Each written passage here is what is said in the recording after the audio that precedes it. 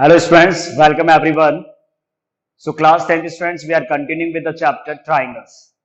In our previous lectures, we discussed the property, the theorem based on the right angle triangle.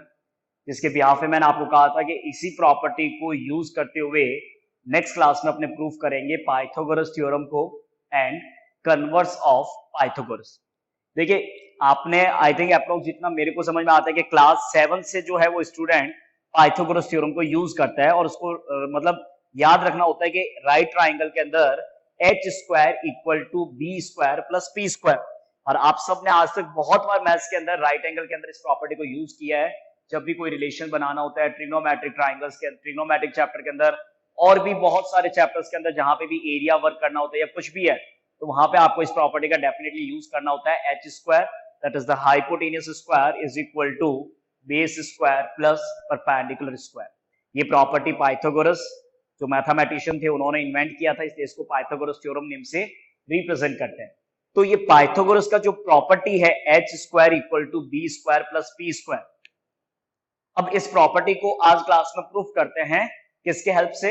Similarity concept of triangle. Triangle का जो similarity concept है इस concept से इस Pythagoras theorem property को proof करते हैं. So NCERT it is written as theorem number 6.7 आपने लास्ट क्लास में किया था. This one is the theorem number 6.8. What is the theorem 6.8? in a right triangle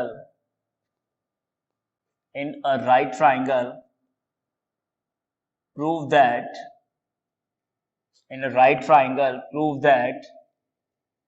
the square of the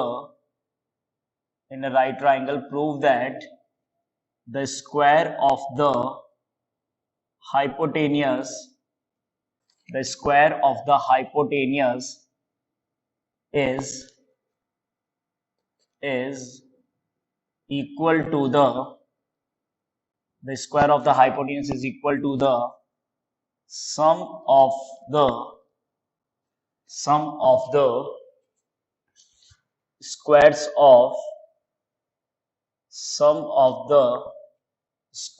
of the other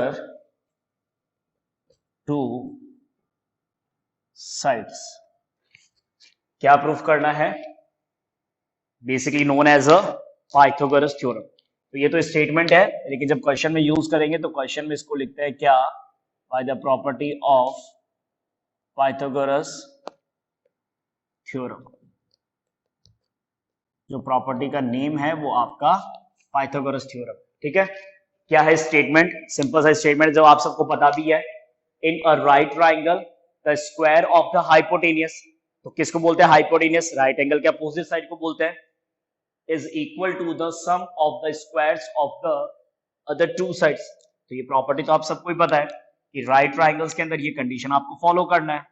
तो right triangles को जैसे last theorem में आपको समझाया था कि मैं राइट ट्राइंगल्स को इस तरीके से कंसीडर कर रहा हूं और नेमिंग वैसा ही लिखता हूं जैसे प्रीवियस क्वेश्चन में मैंने लिखा था. प्रीवियस थ्योरम जो आपकी कॉपी में आपने लिखा हुआ है 6.7, उसका प्रूफ आप चाहे तो ओपन करके रखें. सेम वही कंडीशन ड्रॉ कर रहा हूं मैं. राइट ट्राइंगल एबीसी लिया, इसमें राइट एंगल पॉइंट बी पे है. ठीक है, तो अपने को सबसे पहले स्टार्ट करना है गिवन कंडीशन सबसे पहले लिखना है. तो गिवन कंडीशन में इन राइट एंगल ट्राइंगल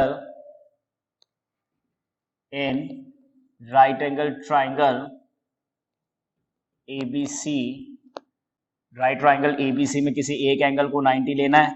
तो अपने ने ये मान लिया कि राइट ट्राइंगल ABC में एंगल B आपका 90 है. एंगल B अगर 90 है तो क्वेश्चन में आपको जो प्रूव करना है टू प्रूव में राइट एंगल अगर आपका B पे है तो हाइपोटेनियस आपका AC होगा. राइट ट्राइंगल में राइट एंगल अगर B पे है तो हाइपोटेनियस आपका AC होगा. तो AC square is equal to AB square plus BC square. AC square जो है वो आपका AB square plus BC square के इक्वल प्रूफ करना है. क्लियर? तो ये तो हो गया गिवन और ट्रू प्रूफ. अब इसमें इंपॉर्टेंट बात है कंस्ट्रक्शन. और कंस्ट्रक्शन ऐसा है जो आप लोगों को इजीली याद भी हो जाएगा. क्योंकि देखिए जो प्रीवियस आपने थ्योरम नंबर 6.7 है, तो थ्योरम 6.7 को स्टडी इसलिए किया जाता है ताकि उस प्रॉपर्टी का, उस थ्योरम का यहाँ पे एज ए कंस्ट्रक्शन यूज करके और आपको कंडीशंस को प्रूव कर सके। कैसे कि प्रीवियस थ्योरम में यही कंडीशन था कि राइट एंगल में राइट एंगल वर्टेक्स से हाइपोटेनस पे परपेंडिकुलर ड्रॉ किया जाता है, ऐसा वो स्टेटमेंट दे रहा था। तब आपको पता है कि दोनों ट्राइंगल्स पेयर जो बनते हैं परपेंडिकुलर्स के दोनों साइड्स पे, then similar to the whole triangle, तो उसी कॉन्सेप्ट को अपने इस थ्योरम के लिए यूज करेंगे। तो कंस्ट्रक्शन भी वही होगा क्या कि वर्टेक्स बी से जो हाइपोटेनस साइड है वहां पे आप परपेंडिकुलर ड्रॉ करेंगे। तो कंस्ट्रक्शन में मैंने लिखा है वर्टेक्स बी से BD परपेंडिकुलर AC ड्रॉ करके लिखना है। Construction draw BD perpendicular AC। अब देखिए कॉन्सेप्ट वही है बेटा कि जो दोनों स्मॉल ट्राइंगल्स बन रहे हैं, तो पहले ये first triangle similar to the whole triangle, फिर ये सेकंड ट्राइंगल पे similar to the whole triangle. अच्छा, कुछ स्टूडेंट्स कहते हैं कि सिमिलर प्रूफ करने से क्या होगा। तो देखिए जब स्मॉल ट्राइंगल्स को होल ट्राइंगल के साथ सिमिलर प्रूफ करेंगे तो वहां पे CPST प्रॉपर्टी लगेगा, कॉरेस्पॉन्डिंग साइड्स के रेशियो इक्वल होंगे सिमिलर ट्राइंगल्स के अंदर। तो इस ट्राइंगल को जब इस ट्राइंगल पेयर के साथ सिमिलर करेंगे और कॉरेस्पॉन्डिंग साइड्स के रेशियो लिखेंगे, तो आप देखेंगे ऑब्जर्वेशन के अंदर वहां पे AB स्क्वायर आएगा। जब इसको होल ट्राइंगल के साथ सिमिलर लिखेंगे तो वहां पे आपके पास में रेशियो में BC स्क्वायर आएगा। तो AB स्क्वायर और BC स्क्वायर के लिए ही तो रिलेशन प्रूफ करना है, तो कंडीशन वो है। तो देखिए ज्यादा इंपॉर्टेंट, मतलब इंपॉर्टेंट तो है, डिफिकल्ट नहीं है। क्यों? क्योंकि आप ऑलरेडी इस चीज को कर चुके हैं। अब देखिए ट्राइंगल्स का नेम आपको पहले से पता है कि जो ट्राइंगल सिमिलर होंगे उसमें ADB के साथ आपको पहले से मालूम है कि ADB के साथ सिमिलर कौन होगा, ABC होगा। ये ऑलरेडी मैं आपको लिखवा चुका हूं। मैं लिखने में यहाँ पे डायरेक्ट सिमिलर लिख के ब्रैकेट में लिख देता थ्योरम 6.7, लेकिन एक बार फिर रिवाइज हो जाए क्योंकि पेपर में थ्योरम 6.7 नहीं लिखना है, या तो पूरा स्टेटमेंट लिखो। तो पूरा स्टेटमेंट लिखे इससे बेटर है कि दो स्टेप में सिमिलर ही प्रूफ कर दो ना, क्योंकि ADB और ABC में क्या होगा, angle A equal to angle A, that is a common part, और दूसरा ADB में एंगल D और ABC में angle B, each is the 90 degree. So what we can write, triangle ADB is similar to triangle ABC by the property of angle similarity criteria. Okay, चलिए अब जैसे आपने इनको सिमिलर किया तो सिमिलर करते ही अब यहाँ पे अप्लाई होगा कॉरेस्पॉन्डिंग साइड्स के रेशियोज को इक्वल पुट करना। तीन साइड्स के रेशियोज बनते हैं AD, AB, DB, BC, AB, AC। तो तीनों रेशियोज इक्वल होते हैं, लेकिन आपको इन थ्री में से किसी दो को इक्वल करना होगा। उसका रीजन ये है कि यहाँ पे रिक्वायर्ड जो साइड है, देखिए सिंपल सा पॉइंट है कि इस ट्राइंगल को जब इस होल ट्राइंगल के साथ सिमिलर कर रहे हैं तो इस ट्राइंगल के अंदर भी AB साइड और होल ट्राइंगल के अंदर भी AB साइड जो है वो कॉमन है, जिससे कि क्रॉस मल्टीप्लाई होकर आपका AB स्क्वायर बनेगा। तो जो रिक्वायर्ड रेशियो है वो AB के रेस्पेक्ट में ही लिखना है। तो AB के रेस्पेक्ट में कैसे लिखेंगे, अगर यहां से AB साइड का कंडीशन लेते हैं तो AB के अपॉन में आएगा AC। अच्छा, जब अब इधर से तो AB आ गया इस ट्राइंगल का, जब इस ट्राइंगल का AB साइड लेंगे तो इस ट्राइंगल में पहले कौन सा लेना होगा, AD। So we will write AD upon AB। ये देखिए दोनों साइड्स क्रॉस में AB आ गया, और यहाँ पे मैंने डायरेक्ट शॉर्ट में लिख दिया CPST, that is the corresponding parts of similar triangle. तो जैसे इन रेशियोज को आप क्रॉस मल्टीप्लाई करते हो तो AB इंटू AB आपका बनेगा AB square is equal to AC dot AD, and that is the equation number first. ये आपका सबसे पहला प्रॉपर्टी हो गया, ठीक है। सिमिलरली अब जैसे ये लिखा है वैसे के वैसे यही प्रूफ वापस से करना है। सिमिलरली क्या, अब देखिए यहाँ पे मैं अब सिमिलरली करके एक बार वापस आपको समझाने के लिए, दूसरा ट्राइंगल पेयर आपका CDB, और CDB के साथ जो सिमिलर ट्राइंगल्स का नेम होता है, आई थिंक याद हो गया होगा आपको लोगों को, common angle, right angle and the third vertex. अच्छा, इन दोनों ट्राइंगल्स के अंदर जो एंगल C है आपका वो तो आपका कॉमन पार्ट है, यस और नो, और जो एंगल है B पे और इसमें जो कंप्लीट एंगल बन रहा है B पे वो आपका 90 डिग्री। वापस से वही condition, triangle CDB similar to triangle CBA by which property, again the same property, angle angle. I think कोई कंफ्यूजन नहीं होगा, समझ में आ रहा है सबको। जैसे ये सिमिलर होंगे देयरफॉर करके अब वापस से वही, वहां पे BC स्क्वायर चाहिए, तो यहां से साइड BC अगर लिखना है, BC स्क्वायर लाने के लिए अगर यहां से साइड BC लिखेंगे तो BC के कॉरेस्पॉन्डेंस में क्या लिखेंगे, AC। समझ में आ रहा है कॉरेस्पॉन्डेंस के अंदर कैसे लिखना है, BC का स्क्वायर चाहिए ना, तो ट्राइंगल CDB का अगर BC लिखा तो इसके अपॉन में क्या लिखना होगा, AC कॉरेस्पॉन्डिंग साइड्स में। अच्छा, इससे अगर BC लिख रहा है तो इससे क्या लिखना होगा, BD, BD अपॉन BC। और देखिए उससे कोई फर्क नहीं पड़ता कि BC लिख रहे हैं या CB लिख रहे हैं, बस खुद को पता होना चाहिए कि जब साइड्स का नेम होता है तो साइड्स में BC CB both are the valid condition. तो उसमें कोई जरूरी नहीं है कि आप उस सीक्वेंस में या BC को CB नहीं लिख सकते, कोई दिक्कत नहीं है, लिख सकते हैं। लेकिन अगर जितना करेक्ट लिखेंगे तो उतना कैलकुलेशन करने में और कंफ्यूजन बहुत कम रहता है। तो जैसे आपने ये लिखा CPST से corresponding parts of similar triangle cross multiply BC square is equal to AC के साथ मल्टीप्लाई में आएगा BD, इक्वेशन नंबर सेकेंड। अब इक्वेशन 1 और इक्वेशन 2 के अंदर आपके पास में AB स्क्वायर आ गया, BC स्क्वायर आ गया, और आपको जो रिजल्ट प्रूफ करना है उसमें आपको इन दोनों का एडिशन तो रिक्वायर्ड है।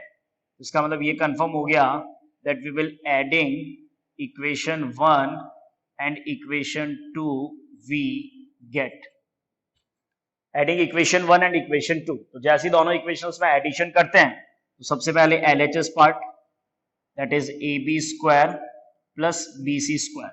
LHS के अंदर LHS AB square plus BC square. अच्छा, RHS के अंदर RHS पार्ट के अंदर AC dot AD plus AC के साथ मल्टीप्लाई में है BD। LHS अभी भी सेम चल रहा है, AB square plus BC square. यहां से आपको पता चल रहा है कि इन दोनों साइड्स के प्रोडक्ट में और इन दोनों साइड्स के प्रोडक्ट में AC आपका कॉमन आ जाएगा। AC अगर कॉमन आएगा तो ब्रैकेट में आएगा क्या, AD प्लस BD। और जैसे अगर आप फिगर में देखते हैं तो AD प्लस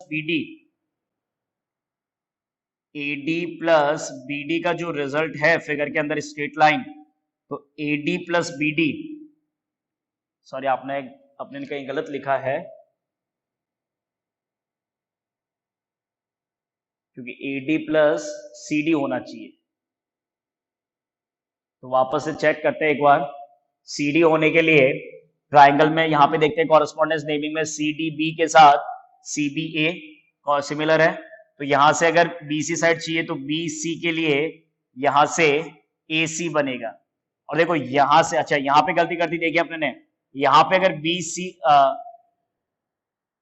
BC अगर चाहिए तो यहां से CD लिखना होगा, तो यहां पे गलती कर दी। यहां पे आपके पास में इस BC के कॉरेस्पॉन्डेंस यहां से पहले ट्राइंगल का CD लिखना होगा। तो CD लिखेंगे जब क्रॉस मल्टीप्लाई करेंगे AC डॉट CD। तो देखिए कॉमन एरर है, लेकिन समझ में आना चाहिए कि गलती कहाँ की है। तो गलती की है तो उसको इंप्रूव भी अपने को ही करना है। अच्छा, AC के साथ CD प्रोडक्ट में है तो यहां से BD हट के CD आएगा, यहां से BD हट के CD बनेगा। अब देखिए फिगर में AD प्लस CD, तो AD प्लस CD आपका AC बन रहा है। तो फाइनली, और यहाँ ब्रैकेट में लिख वैसे पता चल रहा है कि AD प्लस CD आपका AC है। So finally what we prove, AC into AC square is equal to AB square plus BC square. That is the proof of the Pythagoras theorem. तो अभी तक जितने भी क्लासेस में ये प्रॉपर्टी आपने यूज किया है, तो सिमिलरिटी कॉन्सेप्ट पे इस प्रॉपर्टी को कुछ इस तरीके से आपके प्रूफ करना होता है। एग्जाम के लिए काफी इंपॉर्टेंट थ्योरम है, बहुत इजी है, डिफिकल्टी कुछ नहीं है। सिर्फ और सिर्फ एक ही चीज ध्यान रखनी है कि जो कंस्ट्रक्शन है वो आपका थ्योरम 6.7 का पार्ट है, और बहुत इजी तरीके से दोनों ट्राइंगल्स को आप फुल ट्राइंगल्स के साथ दो एंगल्स को इक्वल बता के सिमिलर कर सकते हो। कॉरेस्पॉन्डिंग साइड्स के रेशियोज लिखने हैं, तीनों को नहीं लिख के सिर्फ 2 रेशियोज लिखना है, और वो इस तरीके से लिखना है कि इनके आपस में क्रॉस मल्टीप्लिकेशन पे AB और AB साथ में होना चाहिए, क्योंकि आपको AB स्क्वायर फिगर के अकॉर्डिंग AB स्क्वायर और फिगर के अकॉर्डिंग BC स्क्वायर रिक्वायर्ड है। वो कंडीशन आपने फॉलो किया है, that is the proof of Pythagoras theorem. अच्छा, इसी पाइथागोरस थ्योरम के प्रूफ के साथ एक क्वेश्चन मैं आपको और करवाता हूं, उसके बाद कन्वर्स ऑफ पाइथागोरस पे, ताकि इसी सॉल्यूशन के साथ वो आपका क्वेश्चन कंप्लीट हो जाए जो मेरे को एक्सप्लेन करना है। ठीक है, इसमें गिवन टू प्रूफ कंस्ट्रक्शन ये सब हटा देता हूं, सीधा अपने बात करेंगे जो क्वेश्चन प्रूफ करना है वो कंडीशन क्या है कि पाइथागोरस की जो प्रॉपर्टी आपने प्रूफ की है, इस प्रॉपर्टी पे जो क्वेश्चन है आपका वो ये है, लिख लीजिएगा आप भी क्वेश्चन। इसी पाइथागोरस के सेम इसी रिजल्ट पे जो क्वेश्चन है वो आपका ये है। उसके बाद अपने कन्वर्स ऑफ पाइथागोरस थ्योरम करेंगे। क्वेश्चन लिखिए, in triangle ABC, in triangle ABC, right angle at B, in triangle ABC, right angle at B,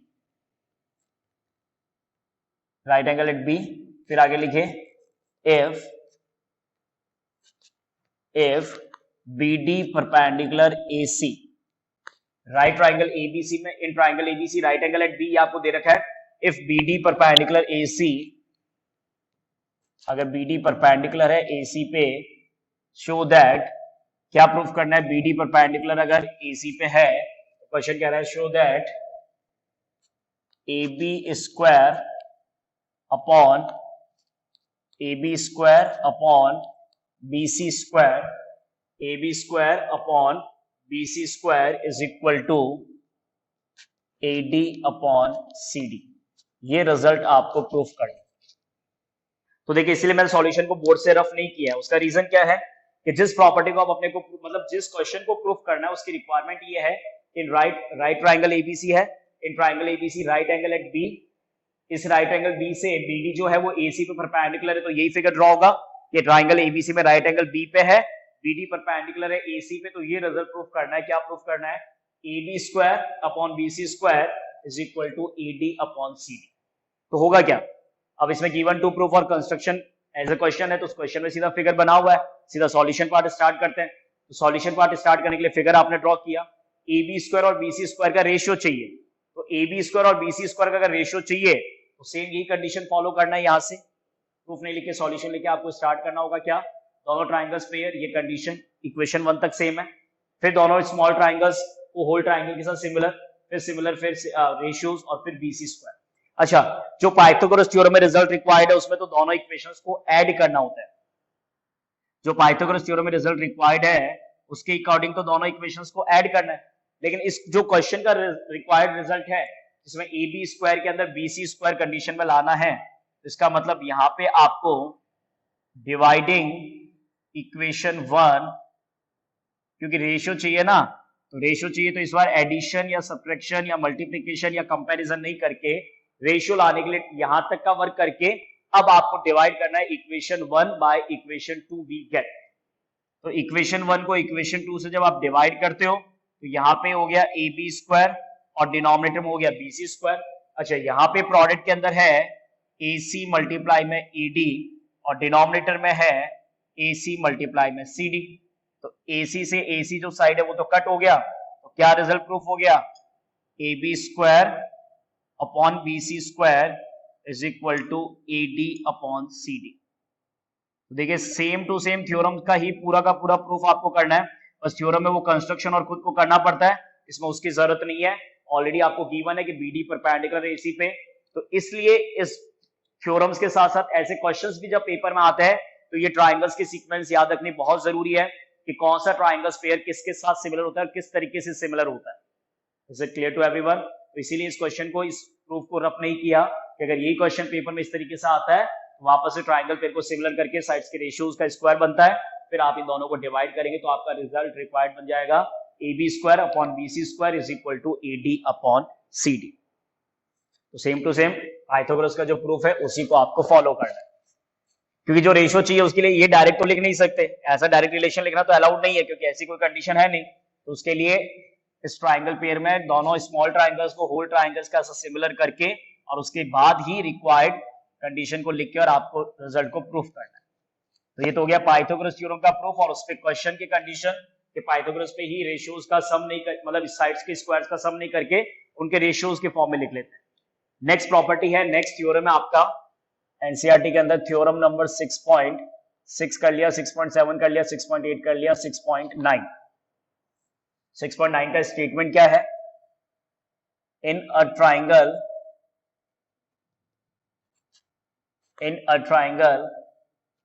if square of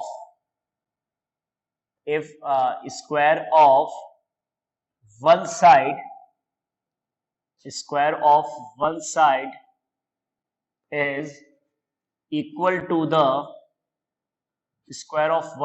is equal to the sum of the square of one side is equal to the sum of the squares of, if in a triangle if square of one side is equal to the sum of the squares of other two sides if square of one side is equal to sum of the squares of the other two sides, then angle opposite to angle opposite to the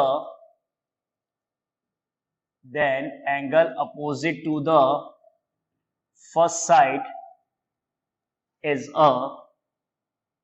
the angle opposite to the first side is a right angle. और इस property को जब questions में paper में जब किसी question में लिखते हैं इस प्रॉपर्टी को ध्यान रखिएगा, बहुत बच्चे इस प्रॉपर्टी को गलत लिखते हैं, उनको ऐसा लगता है कि पाइथागोरस ही है। ये पाइथागोरस नहीं लिखा जाता है, इसको लिखा जाता है एग्जाम के अंदर प्रॉपर्टी में कन्वर्स ऑफ पाइथागोरस। मतलब जहां कहीं पे भी राइट एंगल एग्जिस्टेंस को अगर चेक करना हो, ध्यान रखिएगा थ्योरम का प्रूफ तो करेंगे लेकिन प्रॉपर्टी को कैसे याद रखना है कि जिस भी क्वेश्चंस में कहीं पे अगर राइट एंगल ट्राइंगल्स के एग्जिस्टेंस को चेक करना है कि राइट एंगल ट्राइंगल है या नहीं है, पर्टिकुलर किसी ट्राइंगल में अगर राइट एंगल ट्राइंगल्स के एग्जिस्टेंस मतलब कि राइट एंगल ट्राइंगल एग्जिस्ट होगा या नहीं होगा, तो उसके लिए ये प्रॉपर्टी वहां पे फुलफिल होना चाहिए कि किसी एक साइड का स्क्वायर बाकी दो साइड्स के स्क्वायर के सम के इक्वल होता है। याद कीजिए कहां पे यूज किया था पहले इसको, कोऑर्डिनेट ज्योमेट्री के अंदर। कोऑर्डिनेट में जब 3 पॉइंट्स के वर्टिसेस गिवन होते हैं तो आपसे पूछा जाता है which type of the write the name of the triangle form. तो write the name of the triangle form के अंदर जब आप तीन साइड्स के डिस्टेंस निकालते हो डिस्टेंस फॉर्मूला से, तो उसमें आपको क्या ऑब्जर्वेशन के लिए बताया जाता था that if the sum of the squares of two side is equal to the square of the longest side, जिसको आप क्योंकि आपको पता है कि अगर ये प्रॉपर्टी वेरीफाई होगा तो वो राइट ट्राइंगल बनेगा, और राइट ट्राइंगल बनेगा तो इसका मतलब कंफर्म है कि जो सबसे लॉन्गेस्ट साइड है उसी का जो स्क्वायर है वो बाकी दो साइड्स के स्क्वायर के सम के इक्वल हो सकता है, because that longest side will be the hypotenuse. वो है नहीं, अगर राइट एंगल बनेगा तो फिर वो आपका हाइपोटेनियस बनेगा। लेकिन कंडीशन तो मान के चलना पड़ेगा ना कि अगर राइट ट्राइंगल ये प्रूव करना है तो इसका मतलब कंफर्म है कि जिस वन साइड की ये बात कर रहा है कि स्क्वायर ऑफ वन साइड, तो वो डेफिनेटली फिगर में बाय डिफॉल्ट आपका हाइपोटेनियस ही परफॉर्म होगा। उसका जो स्क्वायर है वो बाकी दो साइड्स के स्क्वायर के सम के इक्वल है। ऐसा क्वेश्चन आपको गिवन दे रहा है, तब आपको ये प्रूफ करना है कि जो फर्स्ट साइड है उसका अपोजिट एंगल राइट एंगल होगा। तो देखिए अब बात ये है कि इस क्वेश्चन का जो प्रूफ है ये एक बिल्कुल अलग तरीके से चलता है। अलग मतलब क्योंकि इसमें जो मैं आपको कंस्ट्रक्शन बताऊंगा इसमें आपको बिल्कुल डिफरेंट तरीके से काम करना है। तो सबसे पहले गिवन में तो अपने पास में कोई डिफिकल्टी है ही नहीं। गिवन में तो अपने कोई भी एक राइट ट्राइंगल कोई भी एक ट्राइंगल लेट कर लेते हैं। तो ट्राइंगल लेट किया, उसमें एबीसी हो गया। तो एबीसी में कंडीशन क्या है, सिर्फ ट्राइंगल है, ध्यान रखिएगा। इन ट्राइंगल एबीसी, गिवन में क्या, इन triangle ABC square of one side AC square is equal to sum of the squares of other two side। अच्छा, काफी बच्चे कंफ्यूज होते हैं, कंफ्यूज होने के लिए पूछते भी है क्या कि सर आपने AC का स्क्वायर ही क्यों इन दोनों के इक्वल लिया, इसका स्क्वायर इन दोनों के इक्वल क्यों नहीं लिख सकते? क्योंकि देखिए मैंने जो फिगर रिप्रेजेंट किया है ये मेरे को पता है कि अगर ये प्रॉपर्टी प्रूफ करना है तो इसका मतलब ये कंफर्म है कि अगर राइट एंगल बनेगा तो डेफिनेटली उसका अपोजिट साइड तो हाइपोटेनस कहलाएगा। तो हाइपोटेनस अगर AC कहलाएगा तो इसका मतलब हाइपोटेनस बाकी दो साइड्स के कंपेयर में लॉन्गेस्ट होता है राइट ट्राइंगल का। तो उसी प्रॉपर्टी को ध्यान रखते हुए मेरे को ये कंसीडर करना पड़ेगा कि जो फिगर रिप्रेजेंट कर रहा हूं उस फिगर में जो हाइपोटेनस बनेगा वो AC होगा। तो AC हाइपोटेनस हो तो मेरे को इसी साइड्स का स्क्वायर जो है बाकी दो साइड्स के स्क्वायर के सम के इक्वल कंसीडर करना होगा, तभी इस कंडीशन में राइट एंगल प्रूफ कर पाऊंगा। अगर मैंने फिगर ऐसे ड्रॉ किया और मैं अगर इसको AB square equal to AC square plus BC square लिखूं, so that can not be verified. वो प्रॉपर्टी प्रूफ होना पॉसिबल नहीं है। इसलिए ये आपको बाय डिफॉल्ट समझना होगा, याद रखना होगा, क्योंकि राइट एंगल अगर बनता है तो पाइथागोरस तो सेटिस्फाइड होगा, ये कंफर्म। लेकिन प्रूफ जो कर रहे हैं ये प्रॉपर्टी है कन्वर्स ऑफ पाइथागोरस। तो ट्राइंगल ABC आपके पास में गिवन हो गया, square of one side that is AC square is equal to AB square plus BC square. Given के बाद में नेक्स्ट है आपका टू प्रूफ। तो टू प्रूफ के अंदर जो आपका एंगल ABC है ये आपको 90 डिग्री प्रूफ करना है। Next one construction. अब इसका जो कंस्ट्रक्शन है वो बिल्कुल डिफरेंट है। वैसे कंस्ट्रक्शन हर क्वेश्चन में जो भी करते हैं वो डिफरेंट ही होता है बेटा, लेकिन यहाँ पे और ज्यादा डिफरेंट है। इसका रीजन क्या बताता हूं मैं आपको, क्योंकि यहाँ पे इस थ्योरम के प्रूफ के लिए कंस्ट्रक्शन ये लिया जाता है क्या, कि इस ट्राइंगल एबीसी के साथ साथ एज ए कंस्ट्रक्शन आपको एक और ट्राइंगल कंसीडर करना होगा। मतलब नॉर्मली तो क्या होता है कंस्ट्रक्शन में, कोई साइड ड्रॉ करते हैं, कोई एल्टीट्यूड ड्रॉ करते हैं, कुछ और ड्रॉ करते हैं, लेकिन यहाँ पे प्रूफ थोड़ा सा, और देखिए ये प्रूफ आपने या मैंने तो डिसाइड किया नहीं है, जिसने भी इस थ्योरम को प्रूफ किया उसने इसी ज्योमेट्रिकल मेथड से इसको प्रूफ किया है। क्या कंडीशन लेट करके प्रूफ किया है कि अगर ट्राइंगल एबीसी में राइट एंगल बी पे प्रूफ करना है तो कंडीशन ये है that we will take a triangle DEF, और कंडीशंस क्या, किसके साथ, क्या कंडीशन के साथ लेट करना है कि आपको एक ट्राइंगल डीईएफ बनाना है जिसमें ई एक तो 90 होना चाहिए। आपको ट्राइंगल डीईएफ बनाना है जिसमें ई आपका 90 होना चाहिए। अच्छा, ई को राइट एंगल रखने के साथ, इस ई को राइट एंगल रखना है, ये तो कंफर्म हो गया।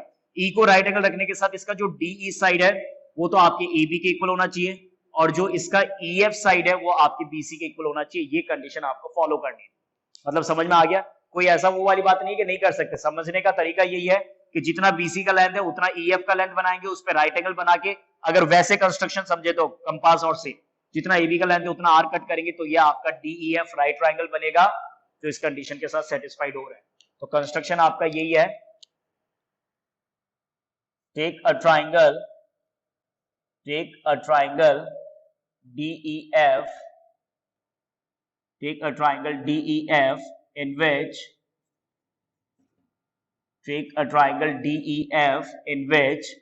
angle E is equal to 90 degree. Take a triangle DEF in which angle E is equal to 90 degree such that, अब DEF जो उसमें राइट एंगल तो है वो तो कंडीशन है ही है, take a triangle DEF in which angle E is equal to 90 degree, या सच दैट नहीं करके एंड लिख दो, E आपका राइट एंगल होगा उसमें, and DE equal to AB, and एक तो DE AB के इक्वल है और दूसरा है EF इक्वल टू BC।